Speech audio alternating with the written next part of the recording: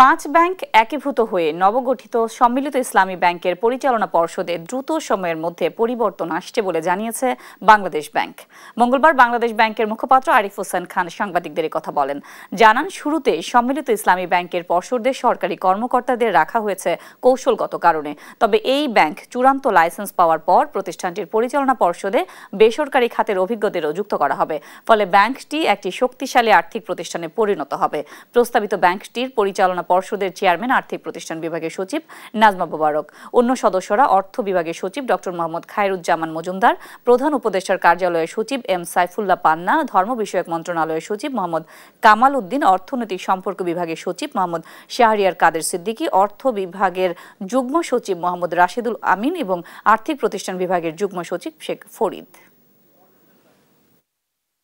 এই পর্ষদই চূড়ান্তভাবে থাকবে না।